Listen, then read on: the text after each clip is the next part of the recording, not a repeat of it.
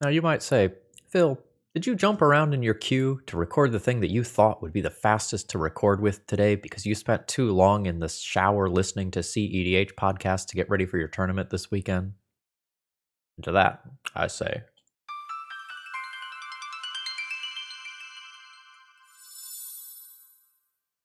hello folks, Phil Gallagher, aka ThrabenU here for another Legacy video. And today we have been asked to play with Jaxis the Troublemaker.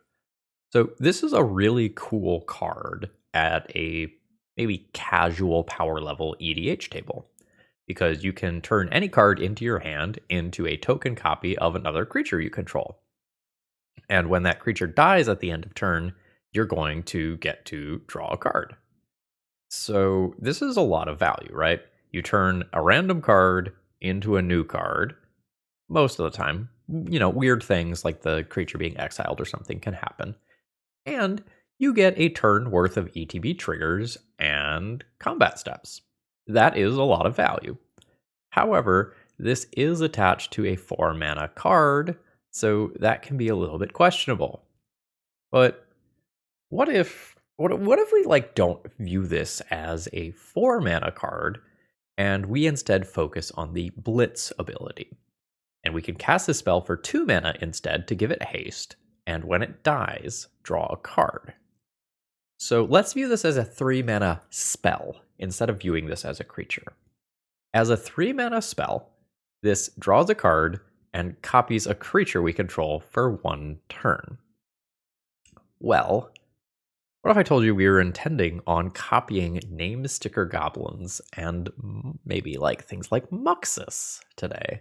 Would that pique your interest? If it doesn't, I don't know what to tell you. So here's the game plans, folks. We are on Jaxis Goblins. So this lady is an honorary goblin for today. And we have a lot of things that we can copy for sick value.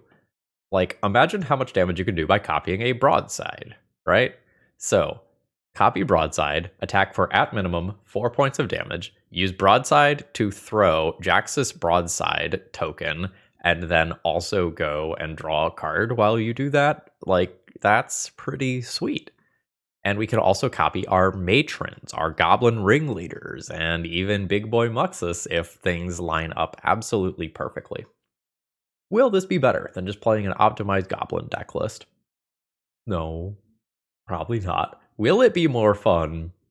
Yes, I think that it will be. The sideboard has a lot of the stuff that you would expect from a Goblins deck. The Pyrokinesis in particular can be really brutal. We could have a pretty long conversation about, is this deck supposed to play Pyrokinesis or Fury? The instant speed can help against a mid-combat Endurance or Orcish Bowmasters in particular. I'm a pretty big fan of Fury, personally. I think that flexibility of being able to cast it as a threat in the late game matters, especially when you're a Sticker Goblin and sometimes you can just oops and play it on turn 2. But I think both really do have their merits. So with that, let's go. Let's cast some goblins. Let's try to get some sweet screenshots of Jaxis doing some cool things. And if you need your copy of Jaxis or any other cards, maybe some pre-orders, consider checking out Cool Stuff Inc. and using promo code ThrabenU to save 5% on your next order. Let's battle. All right, we have a powerful opening hand that we'll get to name sticker goblin on turn 1. We've got a depletion land here. We might be looking at some sort of mono black combo deck list, or alternatively a creative technique deck list. How am I playing this one? Magic's so effing hard. I think I'm going to put the Goblin Ringleader under this. I think I'm going to have enough on board after this turn. I'm just kind of good doing what I'm doing. Hello. Blitz? Yeah, let's blitz. All right. Play Broadside. Jaxis, target Broadside. I'll discard a City of Traitors. We're popping off. So we send in for 4 points of damage. My opponent goes to 16. I will activate this Broadside, targeting my opponent, sacrificing the Jaxis. I blitz and draw a card. I will then activate this Broadside, targeting my opponent, discarding or getting rid of this Bombardiers. I draw a card, and then I hit my opponent down to 5. They're dead on board. It was Deece.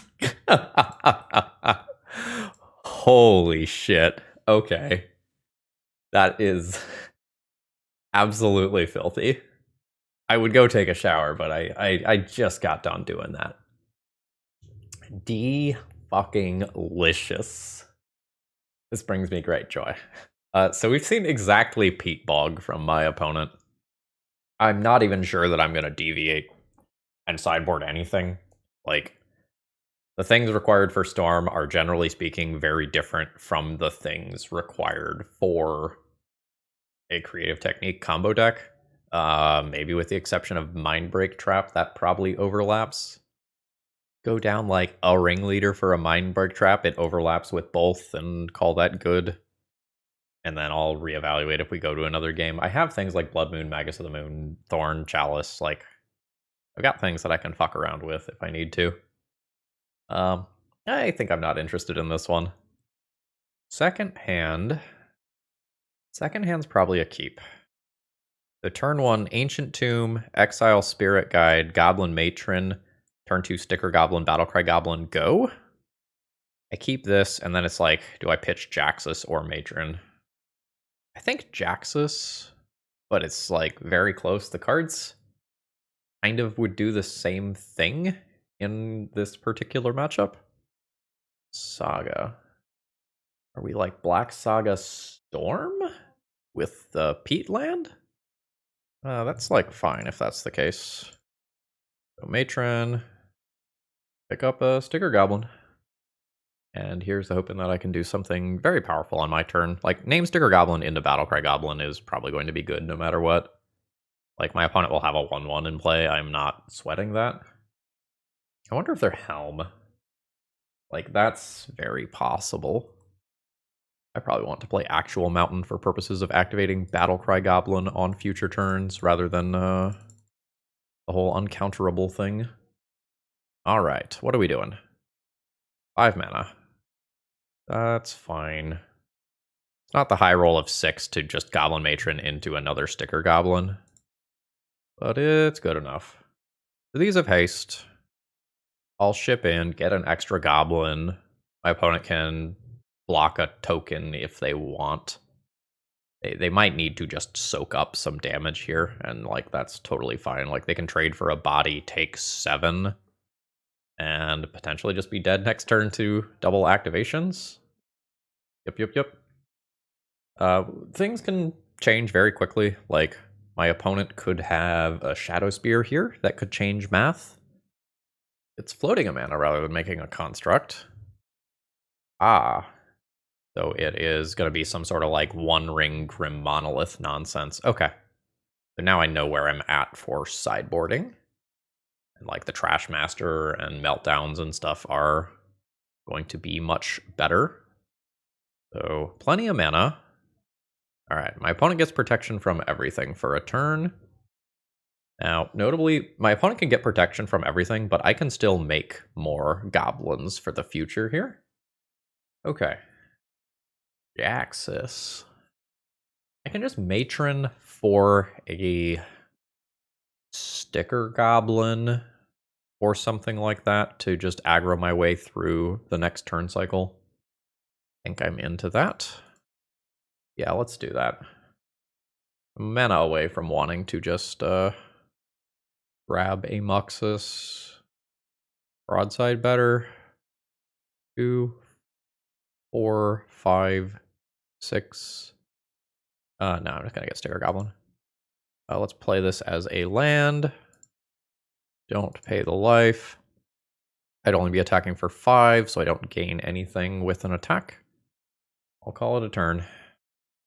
So, this is one of those whatever my opponent does situations. where I have no agency against them and they have minimal agency against me, and we're drag racing. Manifold Key represents either card draw or mana, but not both. Relic of Sauron is fine. That's just a mana rock. It can make colored mana. May mean that, like, Transmute Artifact is a thing that my opponent can do. They're going to untap it. That is indeed Transmute Artifact. And now they will go into a Coveted Jewel. Oh, they've gone into a Wormcoil Engine. I'm not sure that that is relevant. Like, I might still just be doing... Oh, shit. Okay, well. Alright, it got a little harder. I might still kill my opponent. Let's see how the numbers go here. So let's play a Name Sticker Goblin.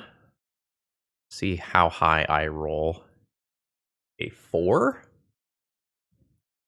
So now I tap this for a mana. I blitz this. I copy a Name Sticker Goblin, discarding this Chrome Mox. And then we see how high I high roll here. That is an 18. So I activate this a bunch of times. I have to do it now. So if 2 of these 6 power things are blocked, my opponent takes 5, 10, 15, 20, 21, 22. They're dead. Nice worm coils. Meow. Meow. This is one of the most disgusting things I have captured on video. Absolutely fucking just deranged. Today's video is sponsored by moxfield.com, just the best place to keep your online deck lists, and the reason I say that is it just has so much functionality. So for example, let's take a look at some random legacy deck here. You can click on your various 2-drop slots and you can see what % chance you have of casting various things on curve, and you can get a breakdown of your mana symbols and all of that stuff, and there's a lot more here than just this. Consider checking it out. Okay, I think I'm going to keep this one. And we'll see kind of what we do regarding the Chrome Mox and such. Delta pass. Understood. Well, we're going places.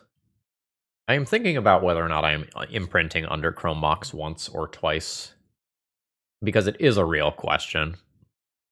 I think I'll do twice. I think I'm going to put the second Name Sticker Goblin under. I'm a little unsure. I could talk about this hand for a very, very, very long time. If I keep the second Name Sticker Goblin and nothing goes wrong, my opponent has no removal spell, no counter spell, like, it is absolutely my highest upside play. But I shouldn't necessarily expect that to be the norm. Let's Ringleader. Vibes are telling me that I should expect this game to be prolonged. Can't prove it, but it just feels like I'm in it for the grind. This Name Sticker Goblin was uncounterable, but this is a Force of Will target. It's not a Daze target. Alright, we're in play. Pick up a new Name Sticker Goblin for later. That's not bad. And I get to immediately be the aggressor. And next turn we'll see how hot the Name Sticker Goblin rolls. If it high rolls, the... what is it, 15 through 20? I just get to put a Broadside into play. And my opponent dies incredibly quickly, if that is the case. Okay. So this is why I wanted to get the Goblin Ringleader out of my hand ASAP. Never didn't have it, though. Upside's very high here. If I trade with Daze, like, cool. Oh, we high roll. Nice. And we've already probably baited a Daze out of the way. No force either. Yes. Broadside. Cast Broadside. Yeah, that's... that's right. So, we are playing against something in the like Grixis Delver, Blue-Black Scam, Blue-Black Death Shadow wheelhouse. It could randomly be something like Bug Beans, but I'm going to guess that we're in the Delver ballpark. Pyrokinesis is okay for taking blockers out of the way. It's an out to, an early Grief or Stalactite, Stalker, or whatever that threatens to tempo me out. I can Magus of the Moon and Blood Moon to try to take free wins. I'm not sure that I need free wins. Okay, let me rephrase that. I'm not sure that I need more free wins. I think my Jaxises are not great here. I'm expecting my opponent to have a decent amount of instant speed removal, be that like Lightning Bolt, Snuff Out, Fatal Push, whatever. And that kind of blows out Jaxis some portion of the time. I think I'm going to take a couple of Moon Effects and a Pyrokinesis and call that good. I don't think I'm going to play Chalice. I don't think it's necessary. I don't think decreasing my threat density is actively good. This hand is perfectly reasonable. I'll totally be keeping this one. My turn 2 is somewhere in the range of good to great, depending on what happens with name sticker goblins and such. Ooh, we are in that bug wheelhouse. I'll pass the turn here. No need to just Chrome Mox immediately. There's probably more things that punish me for playing the Chrome Mox than anything else here. So we're doing this. And then it gets more interesting from there. I think I imprint one name sticker goblin. I think my opponent's like 100% to have removal right now. I think I'm just going to offer up a Goblin Rabblemaster to the, Dismember, Abrupt Decay, whatever is coming, and not try to just go as turbo as possible with the name sticker goblin. I just assume right here I lose this card. It is a Sholdred's Edict. Sure, that's fine. And now next turn I can do uncounterable name sticker goblin, and unless I low roll, I can potentially follow it up with a Muxus. All right, counter spells are live again. Oh, this right here is my fetish. No, my kink, it's broken. All right, so this fizzles the trigger, and we'll try again next turn. Oh, but this is just like wild how much pressure is on my opponent. Like any one of my cards resolving without an immediate answer is horrifying. There's a fetch to clear the brainstorm. Now my opponent did not immediately fetch. There may be a fatal push to answer this name sticker goblin, but like I'm gonna try. Like at some point something gets through. Blue Elemental Blast is fine. The thing is that I'm just like 2 mana away from Muxus. And, an army in a can is always a good thing. Opponent's got basics for if I randomly draw a Blood Moon effect. Oh shit, 2 mana. We doing this? 'Tis time. We'll exile the Spirit Guide for the last 2. This one's got to be a counterspell. The removal spell isn't good enough. Oh shit. Okay, so they're going to Edict the Muxus while they can still guaranteed hit it. That's totally fine. Broadside and Matron. 1, 2, 3, 4, 5. So I can get another Muxus that I can just cast as soon as I have 1 more mana, which I think I'm going to do. I'm going to go ahead and bash in for 2. Bring my opponent to 15. I think I am going to go ahead and just throw the Goblin Matron at their face for 5 damage. Like, the Matron protects the Broadside from an Edict. An Edict is not the biggest deal. Opponent's very close to dead next turn. Just not counting Muxus at all, but just thinking about the Broadside. Now, the Broadsides can't fling each other because, like, one of them has to activate their ability before the other one. A Force of Vigor. My opponent is just going to desperately cling to life here. which is fine. I'm not going to throw away the Cavernous Souls just yet. I don't think my opponent has a counter, just kind of based on my read of the situation. But my opponent is at 6. I can put them at 1 and shut off fetch lands and Force of Wills. I don't think I'm gonna do that. Because, like, I already am shutting off Force of Wills, so it's just shutting off fetch lands, and that's fine. Ooh, that is a Dismember on one of these. My opponent is at 4. Okay. So this brings my opponent to 2. Now just text check here. This is another creature or artifact. So we can't fling the broadside at my opponent's face. Any creature or artifact in play is just lethal on an attack, so my opponent's blockers are just no-go for the rest of the game. Dismember is not currently an out without another black source. It's a tough spot for my opponent.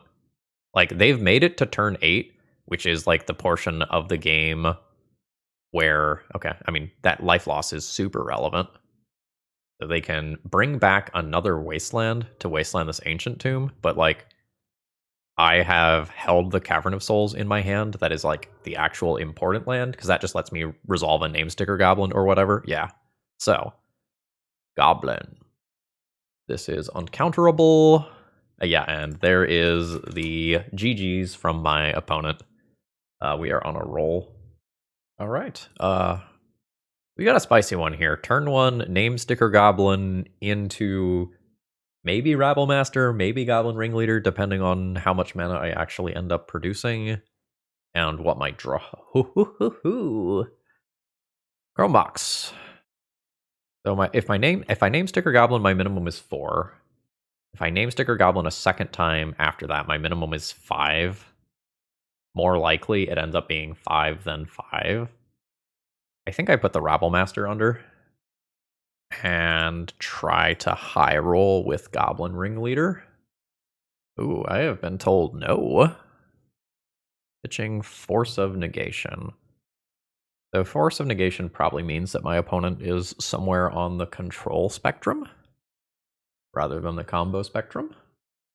I was expecting to be potentially playing against like something more in the elves ballpark after seeing Wooded Foothills as a start. But it looks like we might be playing against maybe a 3 to 5 color control deck list. We'll get some exact vibes in a minute, like it's probably beans of some kind. So, are you fire icing me? You're fire icing me. Bad news, it doesn't matter. Stickers go burr. Oh, that's not the best draw. But hopefully it is fine. I am exposed to something like a daze here if my opponent is doing something like that. 5 is not the best, but as long as this resolves and I get to refuel, like, it's okay. I'll deal 2 points. Holy fuck. How do I ever lose? So, like, I can just cast a Muxus or double Broadside next turn. This is illegal. They are gonna lock me up for this shit right here. This is very fun for me. By the way, opponent could be on Rhinos. Fire Ice is a little bit of a weird one for a control deck list. So I would not be surprised to see my opponent Shardless Agent this turn. Yeah, there we are. Anything spicy revealed? Oh, these are more Fire Ices. Okay. I mean, my opponent's got good blockers for now. How do you feel about uncounterable Muxus? Does that rustle your jimmies? Because it sure rustles my jimmies. Another ringleader? Yes. Ah, okay. You win some, you lose some. So I can choose to attack. If I attack, the Muxus is gargantuan. I think I just wait a turn and play 2 broadsides and then go from there. Yeah, let's just wait a turn. Because I can almost certainly kill my opponent in 1 combat step if they don't go and produce another set of rhinos. If they produce another set of rhinos, things get weirder, but The whole Broadside Muxus situation probably ends up being favorable for me. We've got bodies. All right, and no attacks on my opponent's end. A Goblin Rabble Master. Sure. So I will pay 2 life for a Broadside. I will pay 2 mana, again, War Chief, for an uncounterable Broadside. Is Rabble Master fine? Rabble Master forces my attacks. The Broadsides have to be blocked by at least 2 things. Flinging Muxus represents 8 damage directly at my opponent's face. Flinging Goblin Ringleader represents another 6. Yeah, it seems like my opponent is dead. So let's go ahead and go in. All right. Make a goblin. Attack all. My creatures become very large. And we'll leave my opponent to figure out combat math. Okay, my opponent has their blockers. I'm currently getting through for 5, meaning that I need to deal 11 more. But that is not a problem. So target you. I guess I don't need to do that right now. I need to fling this one, though. So target you, fling this. Then I'll let combat damage resolve. My opponent goes to 5. I activate the other broadside, target you, throw the Muxus. Nice rhinos. This is very absurd. So, Pyrokinesis can kill a rhino. That's not the best. I think I'm interested in Chalice on 0 to counter Crashing Footfalls. With like Blood Moon, Magus of the Moon being a secondary thing that's like kind of interesting, but my opponent's playing Lorien Revealed to fetch islands out of their deck, so like this doesn't do a ton. I think I'm just gonna do 3 Chalices. My opponent has Fire Ice, which can nuke a lot of relevant creatures. They're also gonna have Brazen Borrowers. I think the Jaxis gets disrupted a decent amount of the time. So, like, we'll remove the non-goblin creature to keep my ringleader hits good. It's fine. I think we just kind of accept this as good enough. And opponent keeps their 6. That's a-okay with me. We don't have to play around days. So let's just see if this resolves before I even do anything about choosing my land. Force of Will, pitching Brazen Borrower. Second verse, same as the first. Chalice is in play. I think I'm just going to get this tapped land out of the way this turn. And pass turn. So my opponent's on 3 cards. It's not impossible for them to string together a win from here. But things are definitely tough. They can just play something like a Murktide Regent or a Minsc Boo, and that can do a pretty good job of taking over a game. Like, they have very real paths to victory left, so it would be premature to start celebrating. I am fine with this exchange. Like, I would much rather have this be Wastelanded than City, which is why I played that on turn 1. And we'll get slowed down by a turn cycle, but it's not really that big of a deal. Okay, sure.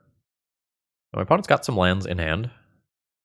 I think my plan is just broadside into broadside, have multiple evasion creatures in play. There's things like Fury to think about.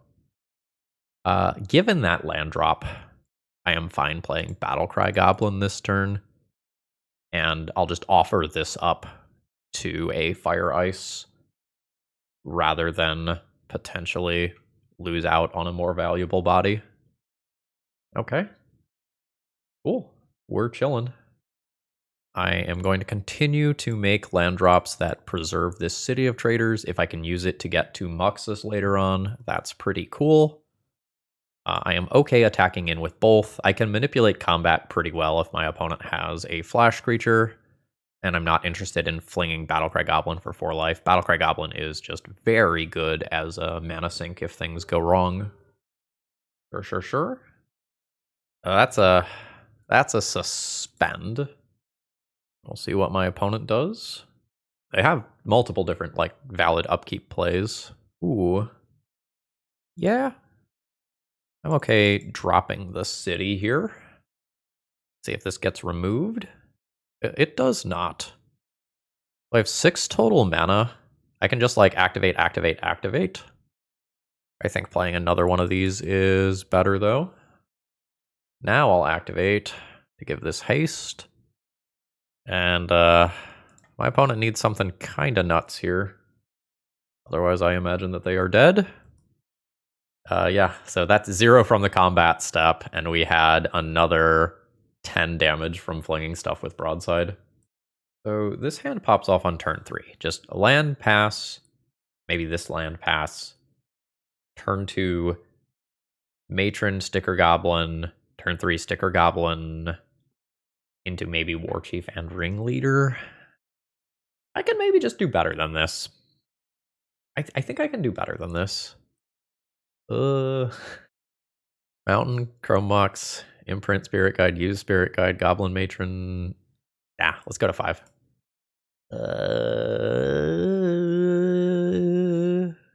Or F, okay. This is not great. At this stage, I keep. Get rid of a Ringleader. I get rid of a Battlecry Goblin. And I think I get rid of a Spirit Guide, just kind of assuming that I draw some other reasonable mana. And we'll just kind of see how this goes. I'm not going to win any awards for speed, that's for sure. Okay. Oh, just sure. Okay. So we're playing against something in the lands ballpark. Horizon Canopy is a little weird. I don't think I Chrome Mox yet. Like, I don't think I need to Chrome Mox a Goblin Matron to put a Battlecry Goblin into play. Wonder if my opponent is traditional lands that just has a Horizon Canopy, or if this is skewed in a white direction with some, like, Knight of the Reliquaries and is more of a mid-range deck. Sure. Exploration map. So that's an indicator of something like Urza's Saga. I get ported down. I don't know that I'm going to make a move yet. Like, I can put a Battlecry Goblin into play. That's just, like, not going to beat my opponent, though. I think I'm going to chill. Okay. My opponent gets this one. I think you just let me have the mountain. Like, I have 4 cards in hand. I've missed land drops, yeah. So I can do a little bit of damage to my opponent, but I'm just dead to the Dark Depths. I believe this is the first game that I have dropped this league. I will probably play Blood Moon, Magus of the Moon, Meltdown, Chalice, Trash Master all have text. With these cards all just kind of focusing around the Mox Diamond type cards. I think I'm going to trim some number of Ringleaders for some anti-land stuff and a little bit of an ability to interact with Urza Saga, Expedition maps, and Moxen. I don't think I'm going to play the Chalices. And I think I keep Jaxis. My opponent's not going to have too much in terms of the spot removal. Chrome Mox. Imprint Muxus. Spirit Guide, only on 2 mana. Can't Blood Moon turn 1. So this goes back. This is so incredibly close to working, but I don't have red mana. I'll go to 5. This is a turn 2 Blood Moon. It's not sexy. It probably gets the job done. I probably throw back a Goblin here. I think I'm going to throw back Broadside. If I never top deck another threat, I want Battlecry Goblin more. So the issue with keeping a Blood Moon based hand and not just slamming it on turn 1 is that my opponent can have time to set up. And if they have some time to set up, I don't necessarily knock them off their colors like we see here. And I can also potentially get blown out by my opponent, like Force of Vigoring a Blood Moon. Oh, I'm so happy that got tapped. Holy shit, that's good. This represents Boseiju, which is annoying. I'm fine forcing my opponent to do that, though. So this slows my opponent down. Saves me from Wasteland temporarily. I assume my opponent's getting Boseiju. Like, I could be wrong. Like, they could get a Forest or a Dark Depths if they already have a Force of Vigor. Sure. So, if my opponent has the Force of Vigor, I'm dead. There's nothing I can do about it. Or the Boseiju. Same overall effect. So this has no ice counters on it because it entered while Blood Moon is played. They get the 20/20, and I die to that. No trophy with Jaxis today. Okay, what are we working with here? 2 mana in this opening hand. That is not gonna cut it. That's weird. I probably keep this one and just ignore my Chrome Mox.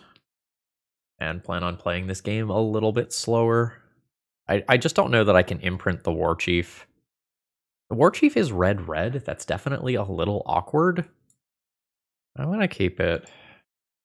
Maybe I'm playing towards Goblin Matron for Muxus. 3 mana, 4 mana, 5, 6 mana. Yeah, okay. That's what I'm playing towards. And I just like take the Muxus immediately. And if it works, I probably win. And if it doesn't, I have a bunch of mana to cast whatever comes off the top of my deck. And all it takes is one Rabblemaster, Broadside, Jaxis, or similar card for me to kind of pop off. Imprint War Chief, and I am going to do this card counterably. Yes. Muxus. So here's to hoping I don't get obliterated by Wasteland. Wasteland would super punish me getting Muxus. Basic Island is not Wasteland. Jaxis. Let's maybe just cast Jaxis. Blitz is weird because I need red, so I'd have to put Cavern on human, and this is not a human noble. I believe it's a human warlock. Yeah, let's just attack for my 1 and put a Jaxis into play. 19, Goblin, and just do a fair Jaxis. I have to play the what's my opponent playing game, like what leads on Basic Island Pass. I died Show and Tell. Maybe a blue-white X control deck. Show and Tell's weird for my opponent. They know I have a Muxus. Oh? Esper? My Muxus, in theory, should be resolving. Very few things interact meaningfully with this Muxus. Like, my opponent could dress down, and that would be a bit of a kick in the pants, but I'd still just have 7 power in play. Kind of more than that, and, like, Jaxis represents very silly things happening. Ooh, buddy. Let's refuel. Lol. Alright, take double Broadside.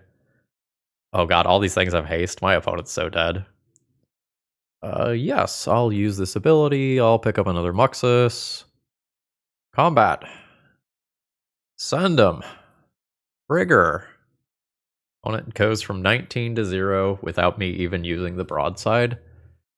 And we have to figure out how we sideboard against Island Marsh Flats.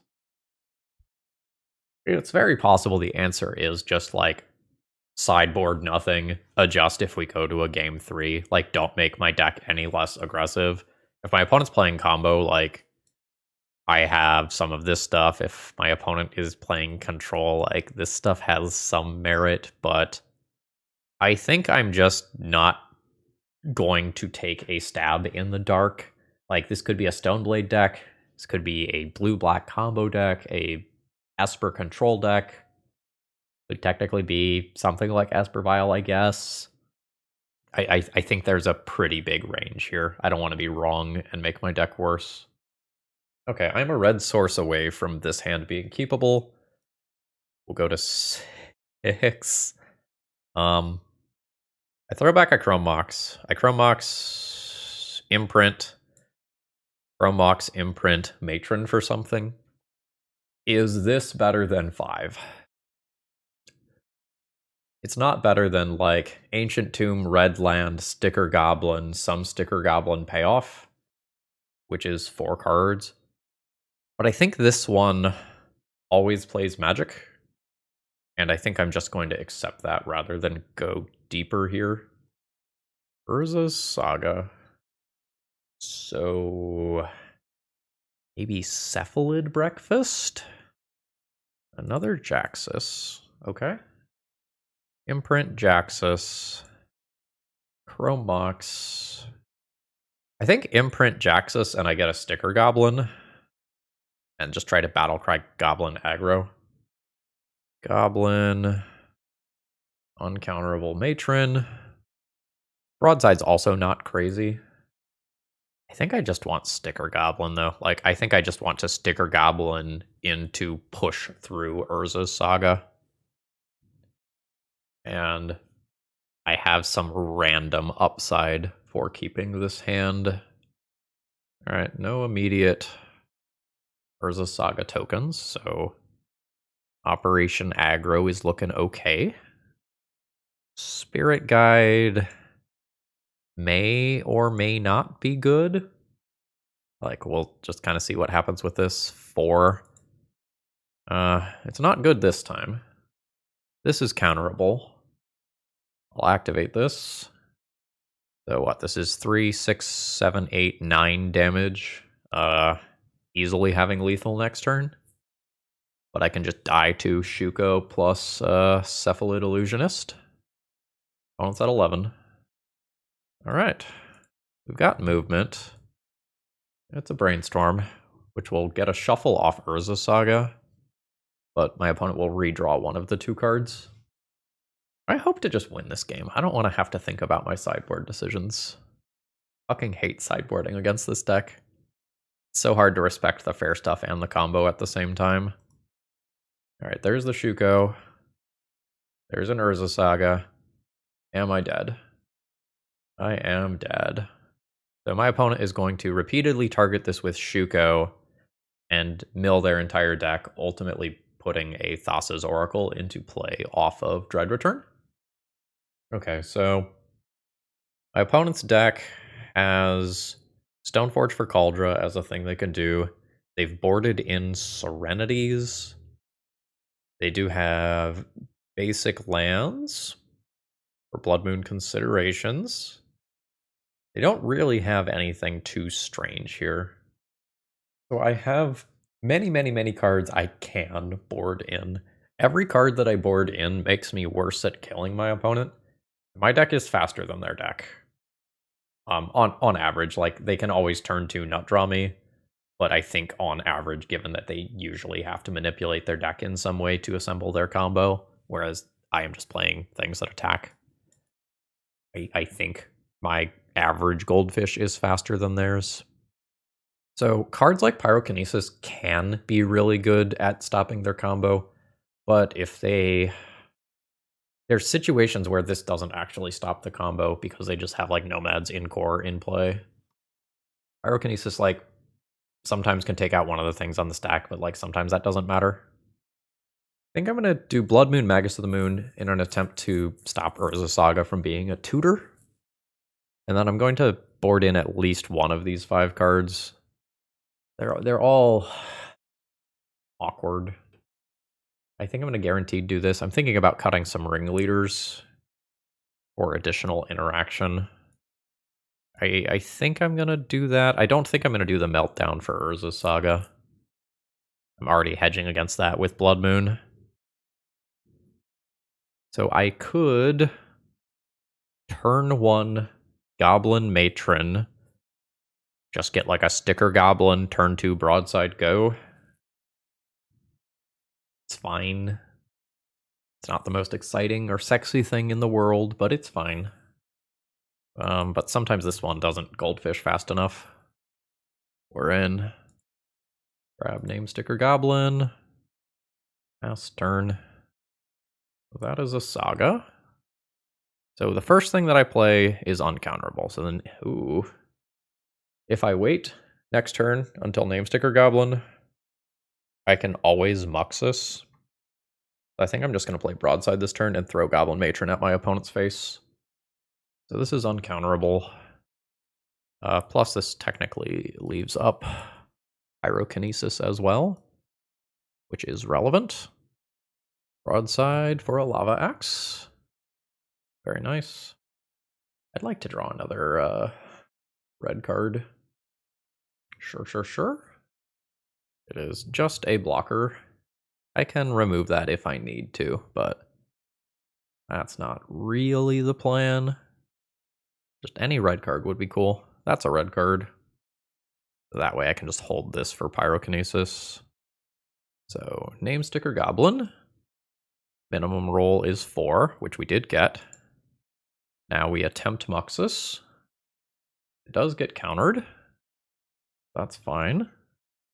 They'll send this in, hits my opponent for 2. That brings my opponent to 9. Pulling Goblin at their face for another 5. They're at 4, and this doesn't target people, so I'll pass the turn.